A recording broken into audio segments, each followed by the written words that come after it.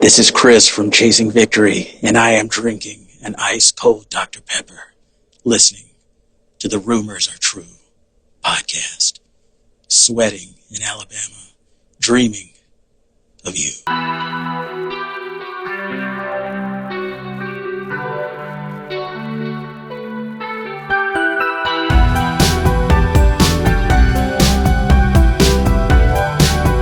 Welcome, this is Jeremy Allen Gould, and I'm coming to you today to confirm between God and of man that the rumors you have all heard are true. I started this podcast to have a platform for the bands and artists that I've worked with in the past, as well as new musicians and artists that influenced myself and many others. The Rumors Are True podcast is an opportunity for the artists to tell their story their way. I'm still in the business of confirming rumors. I still love a good conversation, and I still freaking love music. So thanks again for joining me on this journey, and I hope you like what you hear. With that said, the rumors are definitely true.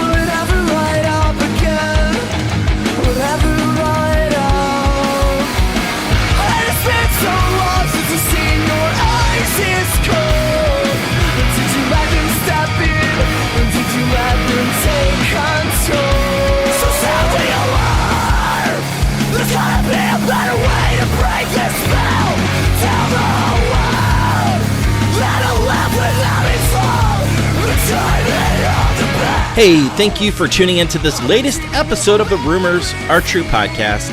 My name is Jeremy, and today I welcome Brad Moist. You know Brad from Mono vs. Stereo, as well as Gotee Records. So honored to have Brad on this podcast to talk about his history of working with bands and the labels that he's been a part of. It's really cool to hear his perspective just overall in his life of music. So I hope you enjoy this latest episode with Brad Moist.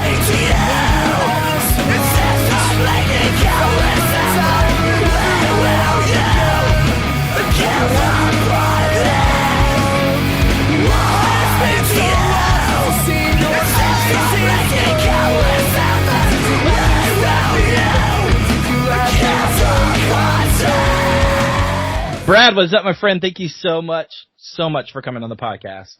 Of course, man. I'm a fan. I listen. So happy to do it. Thank you so much. I appreciate that. That's really kind of you. What are you up to now? What's going on in your world currently? Man, I've got a wife.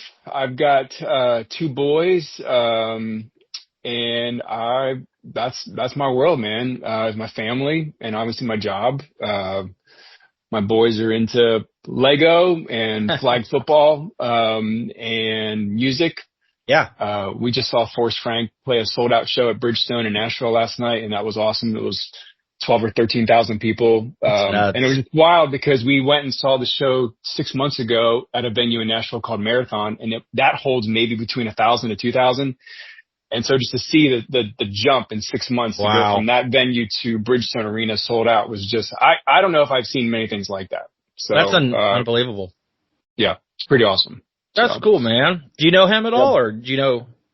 We've met a couple times. I got into the band he was in called Services really early. A coworker of mine at Gotee sent me like the second Services record, and this was before Sunday's Best blew up and everything. And I just loved it because the early Services records had a lot of like yacht rock vibes to it, and I love yacht rock. Yeah. And it was just good summer music, and then they started blowing up. And my family, we just became huge fans of them. And then when Forrest started making solo music, all the different things he's tried, and then just the last couple of years, the stuff he's really locked in on, musically my boys just love. So That's awesome. They're huge Services fans and Forrest Frank, and they love 21 Pilots. So my world is my family and my job, and yeah, man. So that's awesome. Yeah, currently you're with Gotee. What are you doing currently for your job? Yeah, A&R and brand management. So Gotee's a little different where we don't have, we're a small company, so we don't have a lot of departments. So A&R and marketing, A&R, which is artist and repertoire, and then marketing kind of falls under one title, which we call brand management. So I'm responsible for a handful of artists, helping them make the records, and then also in charge of the marketing efforts. But then everybody at the company also has like one kind of specialty role. And so I'm in charge of all of our radio initiatives. So I kind of lead our radio promotions teams and work with our biggest radio partners, whether that's K-Love or Air One or Sirius XM, in trying to get our songs on the air there, and then developing promotions alongside of that. That's awesome, man. Do you love it? Yep. Yeah, man, I love music. So I mean, I'm grateful and blessed to be doing what I'm doing. I'm very grateful. I never thought 25 years would be what I've been doing, which is wild. So yeah. That is amazing. I love that. Yep. I love hearing that. Well, let's talk about growing up for you, Brad. Maybe some records, some bands, maybe even some shows, some influences that kind of pushed you in the direction to be obsessed with music like me. Yeah, man, I grew up in Middle Pennsylvania, and there was just a great scene in Middle PA.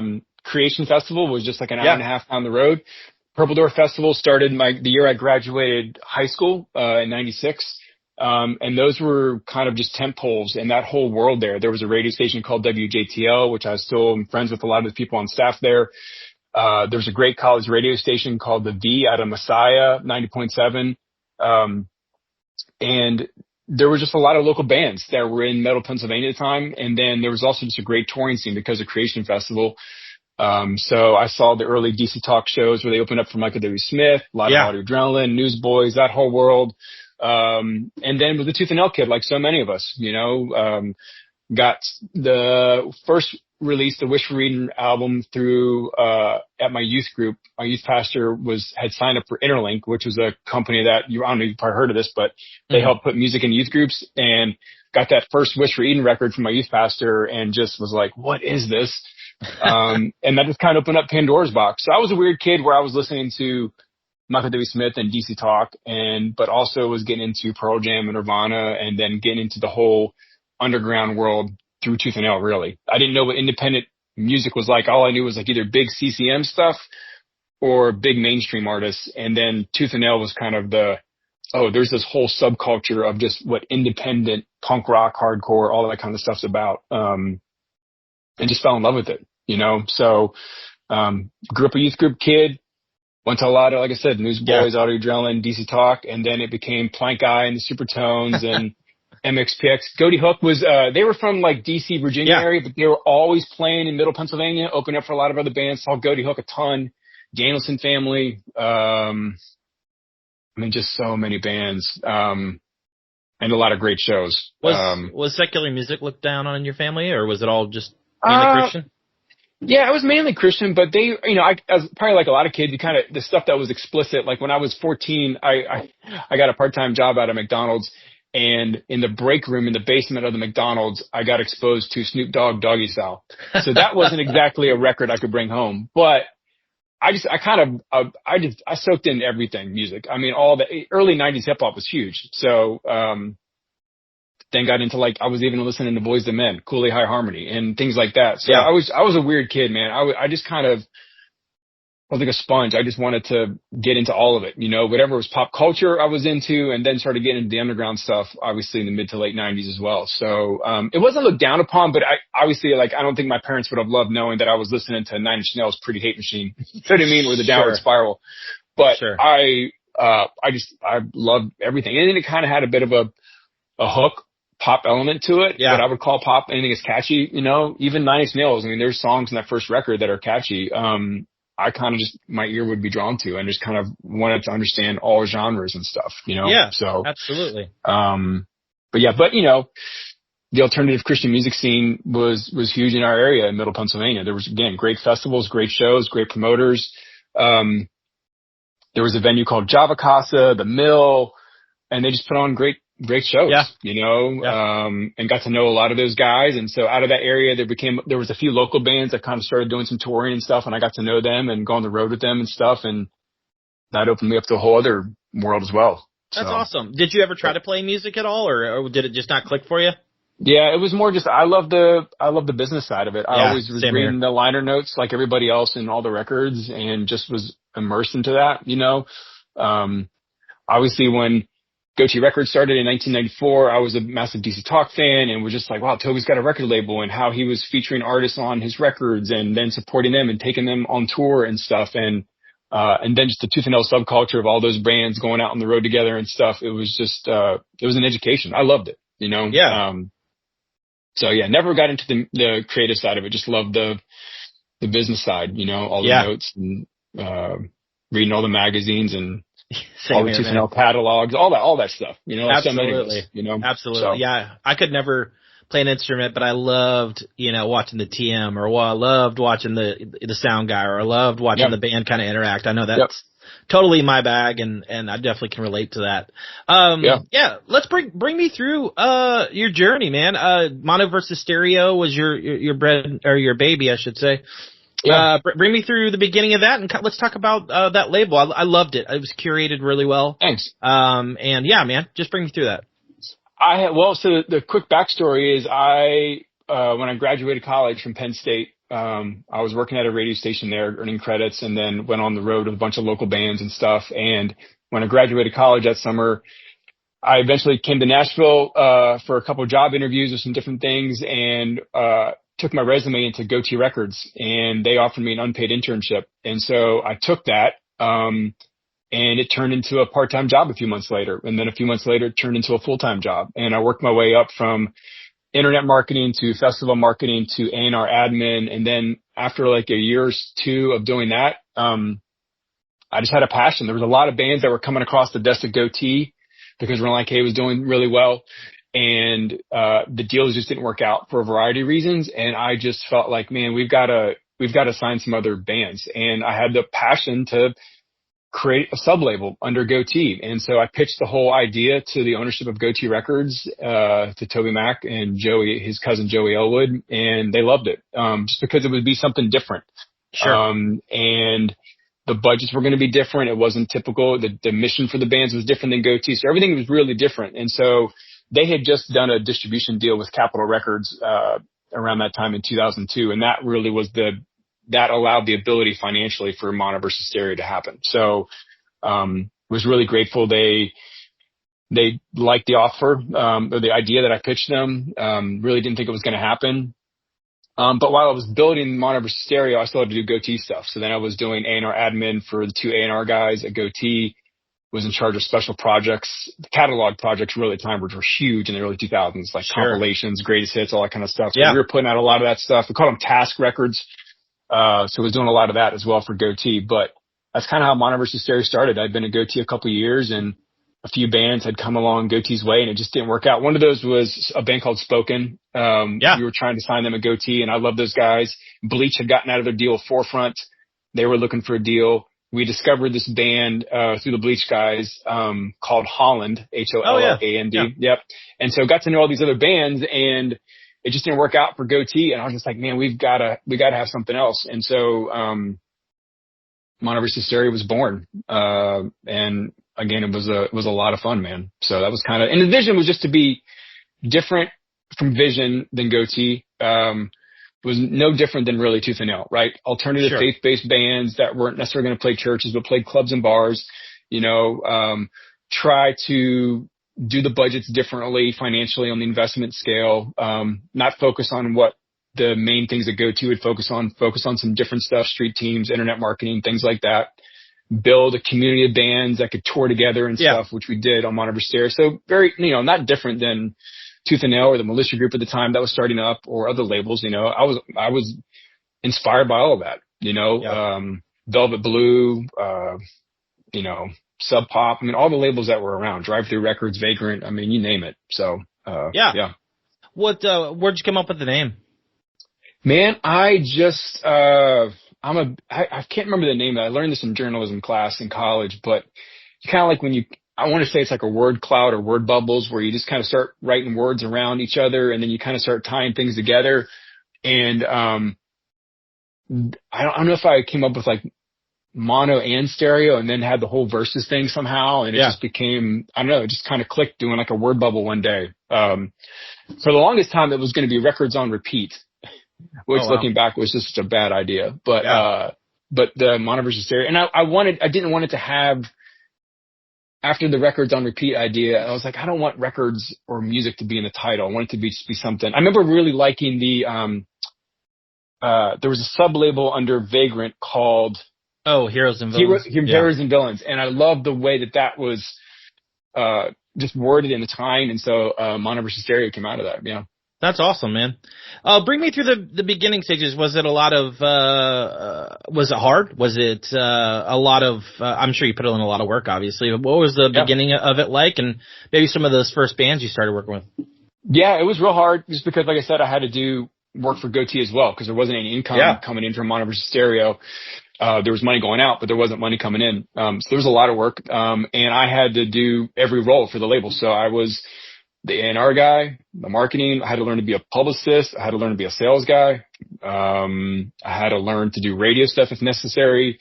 Had to do some of my own graphic design, but I was able to use Gotee's designer to do like the album covers for a lot of early records. And then I would have to do like web banners and things like that. Had to do my own website.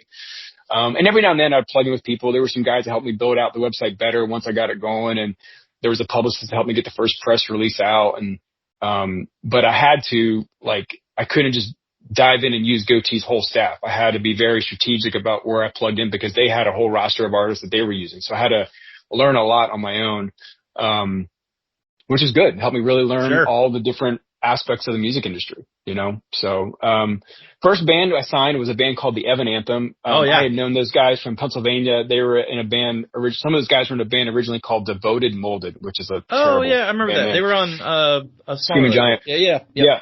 I actually road managed them for a little bit. And my brother was actually in the band for a small moment. So I had known those guys and they'd been playing shows and were doing great. And so to me, they were just a natural, they'd done a bunch of new demos and changed the band name and moved some members around and just loved the demos. And so that was it was really blessed. I mean, they took a huge gamble. I mean, I didn't have anything really anything to show for. There was nobody else. It was a brand new thing and they were into it. And so I credit them a lot of just having the balls, to say yes, and wanting to do it, and it was hard the first year for sure because they didn't have management and they didn't have booking. So a lot of that responsibility fell to me. And it was tough trying to, back then it was just how many shows can you play a year, and so I was fighting to get them on a lot of tours. I got lucky that the Relient K guys were obviously on Gotee Records and became really good friends of mine. And they really supported the label a lot early on. They were always wearing the t-shirts or putting stickers on their stuff. They gave me exclusive content. The second release was the first release was a compilation. The second release was the Evan Anthem record. And then, I did a 7-inch for Relient K. This is before the whole vinyl boom was huge, right? Like we did an exclusive 7-inch of just songs on a 7-inch only. So they were huge of just really supporting the label early on. And they took the Evan Anthem out, on one of their first major tours when we dropped the record, in the fall of 2003. So that was a huge lift. Andy Ziff was the second artist. He was actually in a worship band that was on another sub label of Gotee for a short period of time. And so I got to know him, put out an EP with him. And then I believe Chasing Victory was the third signing, and they were a mail-in demo. When I started the label, I put out a whole bunch of stuff online and flyers and ads and stuff like send in your demos. And they sent in a demo as a band called Bailey Drive. And they'd had a song on what's that label out of the Northeast? Deep Elm Records. It had those Emo Diary compilations. They had put a song out on one of those compilations, and I thought it was really cool and offered them a developmental deal. And then they eventually changed the name and just worked on songs, and that was the third signing. And then did that blow up pretty quick? Did they? I mean, once you released their full length. Everything took a while. I mean, to me, the first couple of years were pretty tough, just getting the right bands, getting things moving, and then around 2000. So the label started in 2002. The first releases were in 2003, 2004. I put out an EP with Chasing Victory. It was like Andy Ziff's EP, then Chasing Victory put out an EP, and then I'd found the Showdown. And I'd found them a couple years earlier, and then when we dropped that debut record, that's when it was like, I felt like the tension really kind of came to the label. The story in them is great just because I was looking for bands. So the first release for Mono vs. Stereo was a compilation. I think I mentioned that. And so I was trying to find all these cool unsigned bands. And I was on this website called mp3.com and found this band called the Uriah Omen and put them on the compilation, which they later became He Is Legend. Yeah. And on their mp3.com account, there was like a similar thing, and it had this thing called The Showdown, and clicked on it. There was no contact information. I forget how I even got a hold of David eventually. He was working at Hot Topic, I think, but he had this great song, and that was in the fall of 2002. And then eventually they did some more demos, and I offered them a deal, and they said yes. And we made that first Showdown record with Bruce Fitzhugh. I'd gotten to know Bruce because he had started this merch company called Zambui with a bunch of other guys. Yeah, with Mike Lewis, and they did the Mono vs. Stereo web store. And so hired Bruce to produce that first Showdown record. And that record, I think, really was the record that brought the attention to the label, just because at the time, you know, metal or metalcore, whatever you want to call it, was either like, I mean, it was really kind of the Norma Jean style. Like, Living Sacrifice had broken up, and that kind of spirit-filled metal had kind of gone away. It was mostly like the Norma Jean style of metal at the time. And so when we dropped that record with that album cover for A Chorus of Obliteration, that, I think everybody was like, what the heck is this? Yeah. And it was just different. You know, I regret some things on that because I wish we would have. I was just, you know, early days of a label, you're trying to be really smart financially. And we should have paid to have that record mixed by somebody else to really kind of bring it all in. And it's not on the producer's fault at all. I mean, I should have paid him more money to have it mixed elsewhere. But, and that record, actually, the guy who did that record with Bruce is a guy named Jeremiah. Yeah. Who's gone on to do, I mean, Demon Hunter. I mean, this was his first thing ever, and he was engineering and recording in this small studio in Nashville, and he's so talented, but that was the first thing he'd ever done. And I should have paid more money to have somebody mix that record. It was a regret, but there's still like an authenticity and a rawness to that record that's just phenomenal. Yeah. And there's so many backstories on all those records. There's so many things that, I mean, I was talking to so many bands at the time. I tried signing the Chariot early on. Wow. I had known Josh. The first incarnation of Norma Jean was this band called Ludacris. And one of the tours I did with that band Devoted Molded back in the day was Ludacris's first tour. It was with Rod Laver, Lugnut, Tasty Snacks, which the dude from Linkin Park was in that band. Yeah. Devoted Molded and Ludacris. And I'd gotten to know those guys. Every time they played through Nashville, once I moved down, got to know them. We always stayed in contact. And when Josh left, he was like, hey, I'm going to start this new project. And so we actually, I think we might have even presented paperwork to sign them. And then Brandon Ebel got wind of it and was like, no. He had just allowed the Chris Carrabba thing to happen out of Further, to go do Dashboard. And he was like, I'm not letting that happen again. And Josh was like, sorry, dude. Like, I can't go anywhere. Like, I can't do it. I'm still signed to Solid State, tooth and nail. I was like, it's all good. So, but favor was he did a guest vocal on the Showdown record, for us, which was awesome. And it was really cool because we had Bruce on the record and we had Josh on the record, and we were trying to get, I don't know if people know this, but we were trying to get Michael Sweet from Stryper because we wanted to kind of represent all the different styles, right? Like the 80s hair metal, then the Living Sacrifice era, and then Josh from Norma Jean the Chariot is like the next phase. That was the goal. The Michael Sweet thing didn't work out, but we got Bruce and Josh on it, which I thought was really cool. So yeah, that is awesome. What was the vibe like with Gotee being the spearhead of this? Were they into these bands? I know they kind of gave it to you, the reins to you, but did they like it? Were they into it, or other than the sale aspect of it, I guess? Yeah, they were. I mean, that was the thing that was so great was, I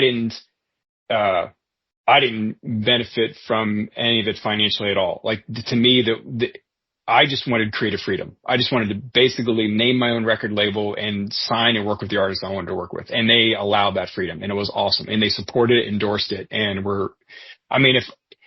if they hadn't been involved, the label wouldn't have done what it was. I mean, the leadership was great, and they allowed me to learn, encourage, make mistakes, all of that, and it was a great experience, and then, once that Showdown record got out there and they started getting tour offers and stuff, and then in 2005 when Chasing Victory was making their first record, and then, I found Maylene and the Sons of Disasters through the Showdown guys. Yeah. Again, how you find out about bands was through other bands. They played a show in Birmingham in December of '04. So the record had only been out, first Showdown record had only been out for a month. And, I got a call, like, it was like during Christmas break, and they're like, dude, we're playing a show in Birmingham, and you're not going to believe it, but Dallas Taylor is alive. And we're like, what? You know, because there's all these rumors. He had left Under Oath. Nobody knew where he was. Actually, Under Oath, before Spencer joined the band, they had called David from the Showdown about being their lead singer at one point. And I went down to Birmingham pretty quick after, like in January, February of '05 to see them play a show. And we were able to do a deal for that first record. At that time, Brandon, and at that point, Brandon was like, yeah, it had been too many years. It had been 3 years at that point since Dallas had left Under Oath, and he wasn't able to keep Dallas under contract. But, it was great. And that first Mailing record, obviously. Well, it was wild. Did great. Yeah. I mean, and so fall of '05 with, you know, Showdown going out on the Southern Thunder tour with Mailing, and then Chasing Victory having I call this abandonment record. That was definitely a shift as well too, of just the attention on the label. And I kind of, you know, Tooth and Nail was such a West Coast label, you know what I mean? A lot of the bands were coming out of the West Coast. We kind of took the DNA of kind of like being the Southeast kind of vibe for a little bit, you know? Sure. And definitely doing the Southern thing, you know, Chasing Victory had a Southern element, Showdown, Mailing definitely did. And that kind of became part of the I don't know, the DNA of the label a little bit, you know? Yeah. So, What was that like? I hate to use this word, what was it like to, I guess, compete with Tooth and Nail? Not so much compete, but, you know, kind of bring out these bands that are just as successful. What was that like? I know, you know, being a fan of the label, was that an odd feeling? Did you feel any sort of way about it? No, we were both under the same distribution company, and look, they were dominant, literally dominant. Those early 2000s, I mean, I think from like '03 to '06, I mean, it felt like every record they were putting out was doing like 20 to 50,000 units first week in sales. It was just bonkers. I mean, they had a great sales team, great marketing efforts. And they, you know, they'd been a label for 10 years. So I never viewed myself as able to compete with them. They were on a whole other ball game, you know.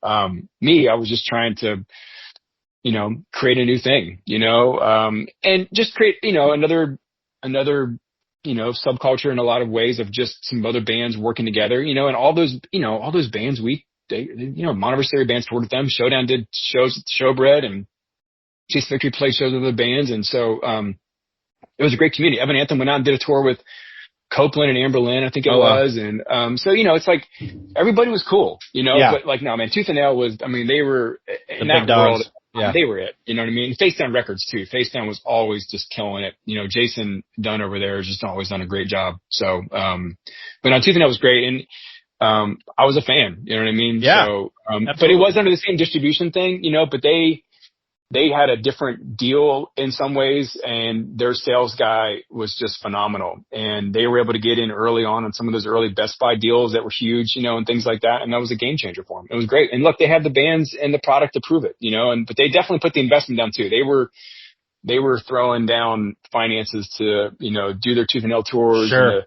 Warped Tour and the Best Buy takeovers and all that kind of stuff. I mean, they were going for it, but look, they were hitting it hard. I mean, they had a bunch of records there in a row. Literally, they had a run of records between Amberlynn and Emery and Norma Jean there from '03 to '05, where it was just like everything was just, I mean, massive, you know? Yeah. So.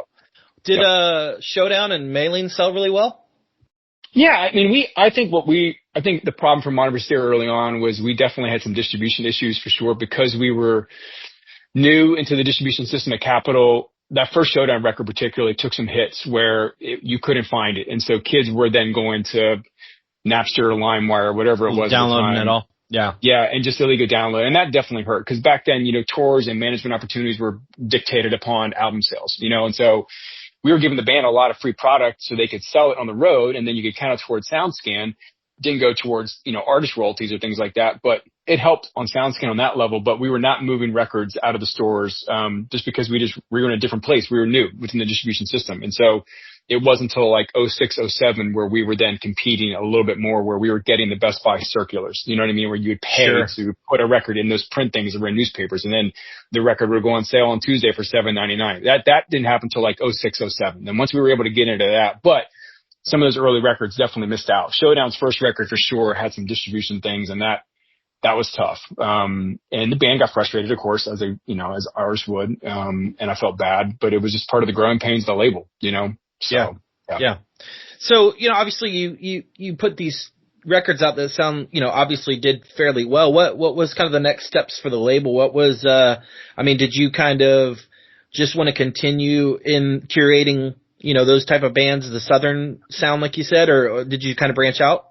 Yeah. I wanted everything to be different, one thing I definitely wanted to early on was I'd had a lot of bands then that came to me that had gotten dropped from other record labels and wanted to get signed. So, Project 86, Songs to Burn Your Bridges By, I almost put that record out. Wow. I almost put out a record by Kevin Max, who had done, who's in DC Talk. And then he'd done a solo record for that label that DC Talk was under. He'd gone independent, almost put out a record by him. Was talking to Stave Saker, but there was a moment there where I kind of had to make a decision because again, we were a new label, so opportunities were coming to us. I wanted the DNA of the label to also be where we were introducing new bands. That's what Gotee had prided itself on. They never really signed bands that were elsewhere. They prided themselves on introducing brand new artists. And I kind of was like, you know what? I want to do the same thing too. So it was hard. It was hard to turn down Project 86.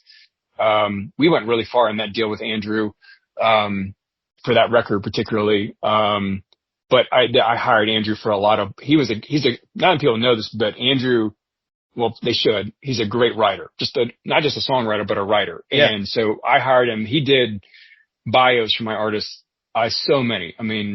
House of Heroes, Showdown, Maylene, Chasing Victory. He wrote great bios when that was a huge thing back in the day. Stave Saker maintained relationship with those guys. But I had to kind of make a DNA of the label a little bit. And that was a turning point as well too, of to just let's let it be about new artists. But I didn't want it to be about one sound. So there was other bands I was talking to. There was this band called The Kick that were pretty popular. And then they did some new songs, and changed the name to Gasoline Heart. And when they did these, And so I'd known Lewis for a while. And I love that record. That's probably my favorite album that I've ever been an A&R for all time is the Gasoline Heart debut record. It's a timeless record, I think. It's a fantastic record. And there's a lot of other bands. But I didn't want the label to have a sonic style. I wanted it to be everything from the Evan Anthem and Andy Ziff to Chasing Victory, Maylene, Gasoline Heart, there was this hip hop group I was looking at one point too called Scratch Track. There was a lot of different bands, over the years. But I didn't want it to have one sonic sound, so. Yeah. Did you feel like you were fairly successful in the endeavor? I do feel like you made an imprint. I noticed it from, just being into music, and what I liked? I liked the way the art, it kind of reminded me of the Tooth and Nail, the good artwork, the good, this looks interesting to me, that type of thing. And of course, those comps you put out, I discovered Evan Anthem and all that, and I was like, wow, this is really good. Just bring me to that. Yeah, I don't know. To me, success is doing something you love, and if you're getting paid to do it. So I was getting paid to do what I loved, and to me, that was success, and success for the bands, I think everything was different, right? I've told the story before, I think, a couple years after Chasing Victory had broken up, they got together to do a reunion show to raise money so that the lead singer, Adam, and his wife could adopt a kid. And when that happened, and, cause it's unfortunate that when you adopt nowadays, I think it's always probably been this way. You have to buy a kid and, it's really weird, but they needed to raise money and they did a reunion show to do that. And I thought that was, and their daughter, I finally met her a few years ago. And to me, that was I don't know. It was almost a lot of times they'll say, if you could just do it to change one life, it does something. That to me was that moment of just this band that I found on a mail-in demo that developed a relationship with. And they were probably the most I have a text with those guys that still goes on to this day. And they're just great guys, all of them. And the fact that band that was birthed out of a mail-in demo, that I saw some of their early shows, developed a massive relationship with those guys, long-term relationship, that they could then break up, get back together to have a reunion, to raise money, to adopt a kid. I just thought was the coolest thing in the world, So, yeah. But. Yeah, it sounds the impact of the label overall, it's deeper than the music, and, did you feel like that impact, when you're doing stuff, you never think it is until years later, Matty Mullins from Memphis Mayfire lives one neighborhood over from me down here in Tennessee, and got to go to his house. I don't know, it was a couple years ago for some party, and it came up in conversation about what I did because he had another artist there named Jordan Feliz, who's this pretty big Christian contemporary artist. And Jordan, I didn't know this, but Jordan was actually in a band. I forget the name of it. He's like, dude, we wanted to be signed to Gotee and Mono versus Stereo so bad. And I was like, what? He's like, I heard you did Mono versus Stereo. And then Maddie's like, wait, you did Mono versus Stereo? He's like, Chasing Victory Fiends is the record that taught me how to sing. And I'm like, what? And then he's like, yeah, he's like, even Ollie from Bring Me the Horizon lists that record as like one of his top 10 records of all time, is Chasing Victory Fiends. And so there's things like that where you don't, in the time, you don't know it, but it's years later, that the impact of those records have gone on. You know what I mean? Actually, Mike Lewis, who was in a band called Puller for Loving That Lisa, he texted me randomly the other week and was like, dude, that Gasoline Heart record, he's like, good on you to have the balls to put out that record. Like, and I love that record. It's great. I think, it's my favorite. But man, in the time when you're doing that kind of stuff, you don't know, you're just doing it because you love it, and worked really, really hard. And I'm just grateful all the bands that I got to work with, took a chance on me, and wanted to be a part of something, and over the years, we've gotten to have all these reunions at Furnace Fest and stuff with the Showdown and Chasing Victory and other bands. It's just been a lot of fun, man, like getting back together and seeing everybody and hanging out and just having a great time, so. Yeah, I love that. I think, I feel like you obviously, I hear the passion in your voice, is what I'm trying to get at. I love that, it was a special thing to you, and it was something that not only affected the bands, but the fans and all that. And did you feel like you had, people that, were, obviously into the label, kind of like the Tooth and Nail world? Did you feel like you kind of had that at all, or? Yeah, I never really felt that, like, in the time it didn't feel like it, because I never wanted the label to be bigger than the bands, like Gotee had a really good, I probably tried to model the label more as like an alternative version of Gotee than something like Tooth and Nail, whereas I felt like with Tooth and Nail, the brand was pretty big, right? But with Gotee, it was more about, they want if you were an Out of Eden fan, you weren't necessarily a Relient K fan. And so I wanted the kind of same thing to be for Mono versus Stereo, where if you were an Evan Anthem fan, that doesn't mean you're going to be a Maylene fan or a Gasoline Heart fan. Maybe some of it overlap. I think Chasing Victory, Showdown, and Maylene overlap a little bit, but I don't think Gasoline Heart people necessarily listen to Maylene, Sure. And so, but I wanted the bands to be the thing that had their brand, you know what I mean? Not so much the label, but I knew there might be a little bit of bleed over, but just like a Gotee, there was a little bit of bleed over, but it wasn't massive. Does that make sense? No, I totally get what you're saying. Absolutely. I know you kind of mentioned some of the artists that you missed, that you didn't wind up signing. Was there any that you turned down that you regretted? I don't know. I never looked at it as like regretting as much as just like, it was meant to be. If it didn't work out, it didn't work out. I mean, there were so many bands, dude. Yeah, I mean, there was so many. I believe it. And there were some you'd always kind of find around the same time and stuff. I was just really grateful for the ones I got to work with, especially as the label got going, House of Heroes, which was, they were this hybrid of like, originally it was going to be Mono versus Stereo, then it became a Gotee thing, then they came back to Mono versus Stereo. I Am Terrified was a band that I really, really loved. Yeah. That was originally supposed to be part of Mono versus Stereo that then went on to Gotee for a little bit. There was this band called Farewell Flight that I had signed, and I loved their debut record that we were working on for Mono versus Stereo right when I left. And then they went independent, and then they came back to Mono versus Stereo when Relient K took the label over. So there was just a period of time there was like, everything was kind of cranking, 05, 06, and then 07, it was really going to be this launch of like, we had put out Showdown's Temptation record, the Chasing Victory Fiends record. We were starting to do some stuff with Family Force 5. I had House of Heroes coming down the pipeline. I Am Terrified, Farewell Flight, another Gasoline Heart record. And then I was going through some personal stuff. I needed to take some time away. And so I left the label, and that kind of when everything shifted. It was like, Chasing Victory was like, we're breaking up. Showdown was like, yeah, if Brad's not there, we want out. So they went over to Tooth and Nail because the distribution deal was the same and it was an easy switch over. Gasoline Heart was like, yeah, we're out. And so some of their bands stayed, like House of Heroes, I Am Terrified. They stayed and became Gotee bands. And then, Gotee worked out a deal with Relient K for Relient K to take the label over. And then that started in like '09. And Relient K was putting their records on there, and then they were signing bands. They re-signed Farewell Flight back. They brought in Deus Vale from another sub-label. Yeah, great band. Yeah. Yeah. So there was just a lot at that period of time, but I don't know if there's a lot that I'm like, man, I wish this could have worked out. Yeah. But there was just so many artists at that time, but yeah.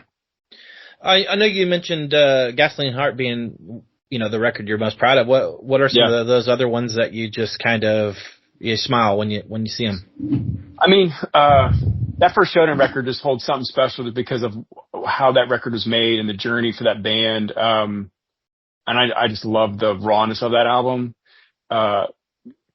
Both Chasing Victory records, I call this abandonment. Fiends, I just think was kind of like the pinnacle for them and for a lot of things. At that time, nobody was doing that. I mean, that record, I personally think sonically was just way ahead of the game. I mean, they were doing things on that record that nobody had, and in the scene was doing it, as far as like horns and string arrangements and just all the quirky stuff that was going on. That was a credit to the producer on that record. That record, I think it still holds up. I think Fiends is awesome. Yeah, it's a great record.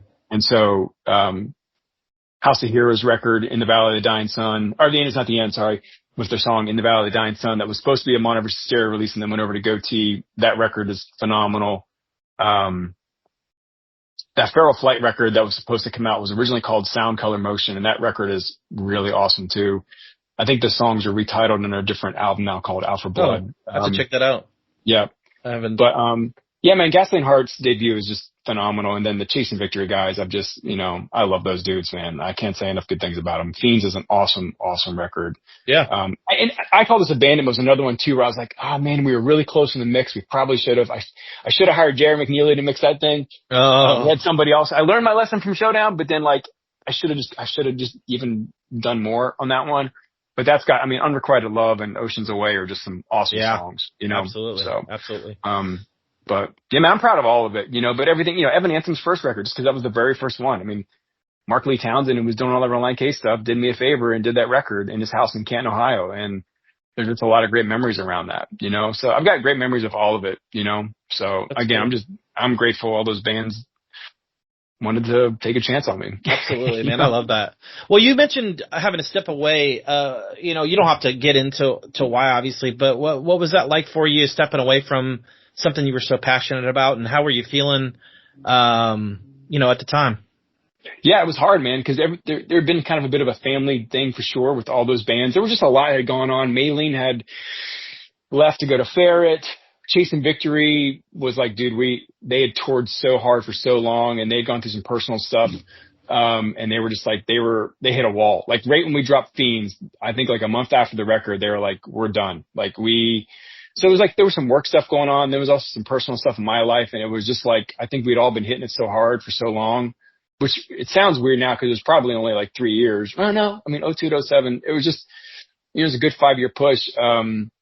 It just hit a wall, and I needed to take some time away. And so the label had to shift, Gotee had put a lot of money into it, so they wanted to continue it, but they needed to find a way to do it differently than what I had done it. And so they gave it to Relient K, which I thought was a great idea. Sure. But it was hard for sure, man. It was tough to walk away, especially at a time where I felt like the label was starting to really peak. The Showdown Temptation record came out and did really great first week. They were on Ozfest. It was weird. Dude, they were on Ozfest that summer. Chasing Victory just wrapped up a tour with August Burns Red. Family Force 5 was out on Warped Tour, I believe. Wow. We were making the House of Heroes second record. The End Is Not the End. Feral Flight was down the pipeline. Like I said, I Am Terrified was in the studio. And so there were some really good things coming, and it was tough to walk away for sure, Yeah. But yeah. How do you feel about it now, looking back on it? Just a hell of an awesome time, man. I got a lot of great memories. There were a lot of learning lessons, like anything in life, right, man? Like a lot of learning lessons, pain, you know what I mean? Sadness in some of it. But I choose to remember all the really, really great stuff the most. The thing I love the most is the relationship I have with a lot of those artists. You know what I mean? Sure. Like the Chasing Victory guys, the Showdown guys, like those guys, like we've been really blessed the last few years to see each other once or twice a year, maybe, you know, like with Showdown last year at Furnace Fest, I went out, I was like being back in the band and in some ways, like, you know, cause early on with Mono vs. Stereo, I would go on the road a lot. A lot of the bands didn't have managers or agents. And so I was involved a lot, you know, and some of that was good and some of that was bad. You know, not from a financial level, I was involved. I just wanted the label and the artist to grow. So I was doing a lot of work that I probably shouldn't have been doing. And sometimes it was hard for the band and for myself to compartmentalize that. Does that make sense? You know? Totally. Absolutely. And so, I didn't make anything off that financially. I just wanted the bands to be on roads, on the tours. So I would be fighting a lot with other relationships to get them on opportunities, which really is a manager's job. But like the fact that I still have a relationship with the Chasing Victory guys, with the Showdown guys, even Lewis, we keep in touch quite a bit from Gasoline Heart. I'm so bummed that he's played twice here in Nashville the last month and I couldn't be at both shows. It just killed me. But one was from one of my son's birthday and the other one I was out of town. But him, a couple guys from Evan Anthem, I keep pretty in contact, which was great. House of Heroes guys a little bit, you know, but it's the relationships that transcend, you know, time and records, right? The Chasing Victory guys and Showdown guys, like we're bros, you know? I love that. And when Chasing Victory played Furnace Fest a couple years ago, like we made a weekend out of it. Like I went down for the whole weekend. I probably hung out with them more than I watched bands. And that's what was the most fun. It was like we left the festival and went to someone's house and had a barbecue for a whole night. You know what I mean? It was just doing life like that and being together that's the thing I cherish the most, that we can have those relationships now, you know? So. Yeah, absolutely. And I know with your new position, you know, obviously still in the industry, but do you miss it? Do you miss being able to curate that? Yeah, so when I left, then I was gone for only a year and I came back. And so then I was back at Gotee doing what I did for Mono vs. Stereo, but just for Gotee artists. And then I was working with some of the artists that I'd signed. So I was working with I Am Terrified. I was working with House of Heroes again, but just under the Gotee thing.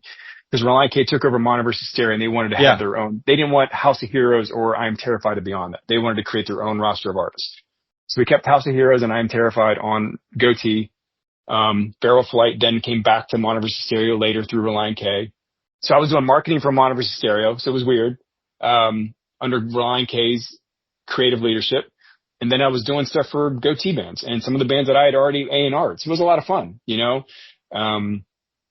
Worked with the band in Kansas. They were being signed by Gotee. Yeah. Yep. I listened to you guys' podcast. It was great.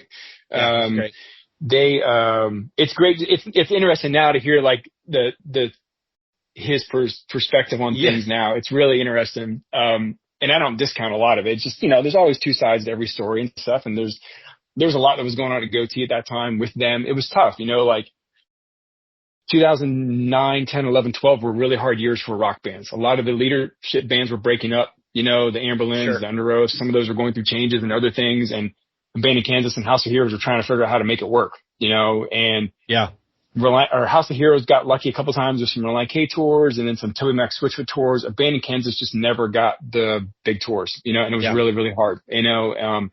But got to work on two really great projects with that band. So it was weird. I was still kind of doing a lot of the same stuff just for Gotee, you know, and then doing marketing stuff for Mono vs. Stereo whenever Relient K wanted to put out their records or some of the bands that they were signing, Dennis and Whitmer, like I said, Feral Flight, Deus Fail, you know. So, it was a lot of fun, you know, and then just all that kind of shifted, happened, you know, like kind of all those venues, a lot of the outlets that you had for that rock alternative subculture kind of went away for a period of time, you know, and Gotee got real focused on contemporary pop, you know, and that's what I'm involved with now is just a lot of faith-based pop music that works on Christian radio, that are artists that we can potentially sometimes put on the road with Toby Mac. And so that's kind of what, I do a lot of now. And I love it, man. Like, cause it's just it's a different challenge. Like the challenge with the Mono vs. Stereo bands was always, how are you getting these things on tour? And that got to be exhausting sometimes, right? Always busting down managers' doors, record labels to like, how can we get on the next thing? With Gotee, the last, I would say 5 to 10 years, it's been about how are we how can we maximize all of our partnerships? How can we maximize radio, streaming, and touring all at once to really put the most ears and eyes on a band as possible, you know? And there's a challenge in that, and it's been a lot of fun. So what do you think the hardest things in your experience in the music industry, what do you think the hardest things that you've had to deal with are? I think just, you know, with the ever changing landscape, you know, like I said, when what I call the scene, when that went away for there, I think it went away for a while. You know what I mean? Sure. It was tough. It was really hard for bands to make a living playing shows for a while. And, I think it's come back around a little bit. But I think like anything, right? If it was in 2003 with the launch of iTunes, with Napster before that, with LimeWire later, with, the reemergence of vinyl, there's always something that's kind of hitting the music industry and kind of shaking things up a little bit. And so it's learning to deal with all that and the challenges that come with it. You know, those are always the hardest things, you know. I've been really encouraged that there's been a whole new group of, I mean, there was a period of time there where I didn't think kids were going to pick up instruments anymore. I just thought they were going to make music on their laptop and that was it. And over the last like 8 years or so, it's felt like, oh no, there's kids. Resurgence. Yeah. Yeah. You know, and it's really cool, man. Like there's this punk rock band here in Middle Tennessee called Keep Warm. Oh yeah, they're great. Yeah. Yeah, dude. I've gotten to know Kevin really well. There's this band out of Ohio called Gotee, two-piece guys. They're kind of like a Twin Pilots thing, theatrical, all that kind of stuff. There's this other band in Ohio called Mudhouse. There's a lot of West Coast rock bands right now, you know, Beach Chapel, Hopeful, Jetty, Tim Foreman's son. Yeah. It's crazy when like the bands that we grew up listening to, like Rocky Valentine, like Starflyer, and now there's Rocky Valentines, and then Switchfoot, and there's Jetty. It's just weird that those bands now have kids that are doing things. So crazy. I'm just encouraged that there's a lot of cool new music coming out, you know. And I'm not sure about the metal stuff. It feels like it's there, you know, like on the bigger side, there's a lot of bands coming up, but like in the alternative Christian subculture, I don't know if there's a lot there yet, you know. Maybe I'm missing out on some, you know. Yeah, man. Excited to see what's next. Yeah, you know? man.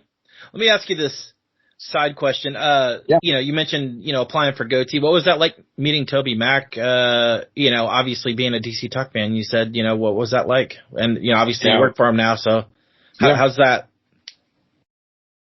Even wild. I mean, the first time we walked in the office, like, this is weird, you know? But he's great. I mean, Toby's an awesome man of integrity. And he's a champion of passionate people, you know, and he's a music lover. At the end of the day, he loves music. He's a forward-thinking music person, though. Yeah. So believe it or not, he's a lot like Josh Goggin. Like, Josh does not, you've probably heard this in other podcasts where Josh does not like looking back, right? Like, he's not, that's Toby. Toby's not a nostalgia. That Josh said it one time in a podcast, and Toby has said the exact same thing to me. Josh one time said he's like, I'm not a nostalgia person. And that's why he's turned down the offers for chair reunions and things like that. He's all about 68 moving forward. Toby's the same way. Like, he avoided the DC Talk thing for the longest time because he's just about moving forward and what he's doing musically as an artist. And I think sometimes for us, I know I'm very nostalgic, so I love a lot of the stuff that I still listen to the old records that I grew up listening to. But there's a lot of artists that just aren't like that. And there's nothing wrong with that, you know? Totally. And Toby and Josh are not that different. That's awesome. So, which I think is really cool. But no, Toby's great, man. And he's good about keeping a lot of young people around him in his band or the people that he works with in music to kind of always be fresh sonically. So it doesn't sound like what he's doing now is not what he did when he first launched in the music scene as a solo artist. So, he's always evolving. You know what I mean? And, you know, his music doesn't go out on Gotee Records. He's on another record label for that. And that's another way for him to make sure that the artists he signs to Gotee are not competing with himself. Like, he doesn't want his music to overshadow what the artist he wants to give a shot to and support to, which I think is awesome, you know? Yeah, absolutely, man. What are some of the records at Gotee that you're most proud of, you know, that aren't Mono versus Stereo? I mean, the House of Heroes stuff, I mean, Suburba, Cold Hard Want I think are awesome records. You know, The End Is Not the End is kind of a record that's, you know, it was like a Mono versus Stereo and a Gotee release. So, I mean, those three House of Hero records are just awesome. Yeah. there's parts of both the Abandoned Kansas projects that I really, really love. Like I don't know if it's like a full project for each, but there's songs like the song Close Your Eyes on the EP. I love the song Heaven Come My Way on Ad Astra Per Aspera. Great. Yeah. There's a band on Gotee called Cochran and Company. He's done 2 records, and I really love the second record we did here a couple years ago called Running Home. And it's, the thing is too, is like over the last 10 years, it's like the single thing has become more the game, right? So we don't do as many records at Gotee the way we used to. So it's more about songs and then putting together a body of work. 10 years ago, there was an artist named Ryan Stevenson. He put out this song called In the Eye of the Storm. That was a pretty big Christian radio hit. And it was just getting to know him. He grew up a tooth and nail kid too. He grew up in the church and stuff, and his work ethic was just unbelievable. And I always respected him for that. He just was always on the road as a solo artist.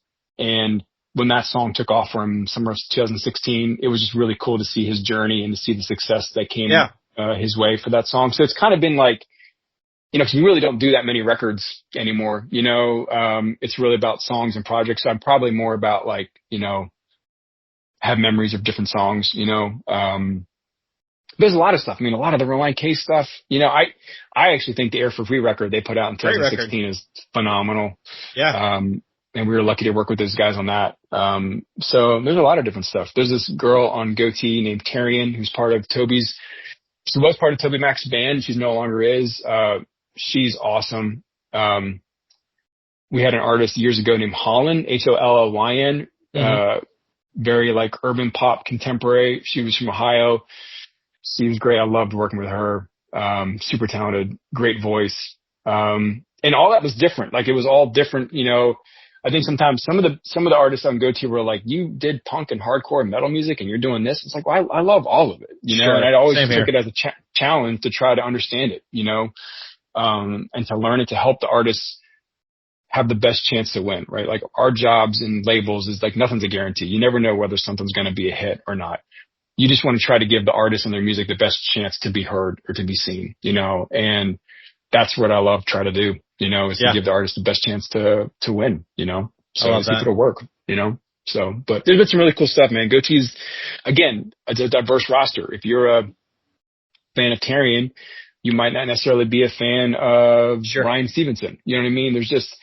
It's all different, it's all in the faith-based pop world, but it's different, and Gotee's always been about, again, trying to build the artist brands, not the brand of the label, so. Yeah. Absolutely. Awesome, man. Well, I know you can't predict the future, man, but what do you think the future looks like for you? Man, I mean, if I can still be working in music, I never thought it would last this long, dude. When I got the internship at Gotee, I was like, wow, if this can last through December, okay, cool. And if I can get a job, all right. And then I thought maybe it would last like 5 years. And then once I hit the 10-year mark, I was like, I guess this is a career. Yeah. And now that it's been 24, 25 years, I never thought. So, man, if I can just, in some way, music, if it's still a part of Gotee or whatever it is, like if I can still just be doing music, I love it. I love music. And, maybe there'll be something else. Maybe God has different plans for me and I need to go into some other field. But for now, I'm just grateful for the job I have, that I get to do what I love, that it provides for me and my family, ultimately really my family. Like I love that my boys get to, I took him to Forrest Frank last night. Now I didn't go ask for the industry I didn't ask for the industry guest list on that one. I paid for the tickets for that because I love what he's doing and I want to support him. But there's other opportunities my boys get to go experience, which I love. And so being able to provide experiences for them is great. A couple of years ago, an artist that I work with got to go on this music cruise and he offered a cabin to me, and I got to take my oldest son on it, cool. And that's a great memory for him to have, and that's a byproduct of a relationship with an artist and working really hard to make something happen. And I'm grateful for the things like that. So, man, if I can still be doing what I love to do and it's providing for my family, then I'll be good. That's awesome, man. I love that. Yeah. That's cool, man. Yeah, man. A lot of cool stuff over the years, dude. That's cool, grateful. Man. You should hang your head high. It's, as a music fan, I appreciate all the records you were a part of that definitely shaped a lot of people's lives. And, it's cool to hear your perspective. It's cool to hear your stories and stuff. And really honored to have you come on, man. It's been a cool conversation and just really stoked and hopefully get to hang out in the future. I might be up there. I might be up there for the Prayer Chain show. So I know I saw the last one, which I loved, and I'm hoping I can make this one this year. I just love that there's your podcast, there's the Black Sheep, there's the Church Jams now, there's Mixtape Theology. There's so many that are coming out that I think are so great. And just, the Labeled podcast, which I got to do a couple episodes of that, which was great with Matt. I just, I think all that stuff's great, man. I love that everybody wants to talk about that whole time and, and give a chance to some artists that, should have been heard more. Like a band in Kansas is a great example of like, man, their work ethic Jeremy Spring has is ridiculous. Yeah. And super talented songwriter. Like he was a knowledgeable songwriter. Like his word usage was just really, really great. There was depth to it. It wasn't shallow at all. There wasn't regurgitation. Like he was a really great songwriter. And it was just for whatever reason, it just didn't happen, and I think they had some really great opportunities and they had some decent successes, but like, there's just some things that just didn't happen and you never know why, it doesn't work for every band. Stephen Christian talked one time on a podcast, I think it might've been Labeled, of just about like how big timing is and you can't control that, right? Yeah, like and early on in the scene, man, you can probably remember you would hear a record and you'd be like, oh crap. Like I know for myself, like I heard certain records and I was like, crap, that's going to do really well. Like we're coming out 6 months too late. Like you could just, their timing was such a big thing back then and you couldn't control that, like when Copeland dropped Beneath Medicine Tree and we were working on the Evan Anthem record, I was like, that's okay. That's going to be hard. Like they're a little bit ahead and 3 to 6 months back then was a big deal, and so timing matters into a lot of things, so there's a lot of, shoulda, coulda, wouldas for a lot of bands, but there's probably reasons why, you know what I mean? There's reasons why certain opportunities didn't happen. Maybe the band wouldn't have been able to get through it. Maybe it would have really pushed the band members into some places they probably shouldn't have been. Like there's all ways you could kind of go about it. So I kind of look at it as like, man, everything happened for a reason, that's why I'm really grateful for the ones that I've maintained good relationships with. It's like, that's the important thing. You know what I mean? Absolutely. And the ability to have friendships and stuff long after, I think is really, really good. I know for myself, man, I tried to give every artist I worked with the best thing I possibly could do. And it worked really, really hard on all of them, regardless of the outcome, cause it didn't affect me whether, if something really, really took off, it helped the label and the finances of the label, but it wasn't like there was an added benefit for me. I mean, I was having a job, I benefited from a salary, but there wasn't a higher invested interest for something to do better than the other thing, So I wanted all of it to work, Awesome. I mean, there was an awesome punk rock band called Last Tuesday and it never really took off. But like, they were hard workers, man. They just played their tails off. They played so many shows, and things just happen for a reason. It is what it is, but no, man, I'm glad there's podcasts like you guys and others that are, talking to everybody involved during the time. And it was a great time, man. I'm just really grateful to be a part of it. And, man.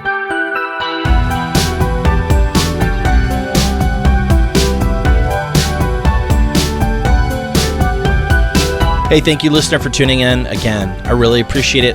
Really honored to have you along on this journey. If you'd like to add me on Instagram and Facebook at The Rumors Are True Cast. If you would like to like and subscribe, you know the drill.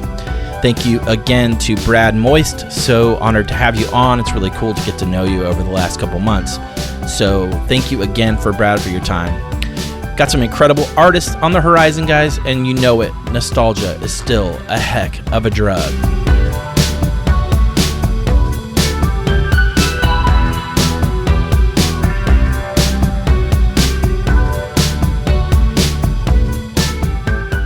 The podcast is produced by Wesley Hill, artwork by Jared Chase Bowser, and music by Brian Jaron.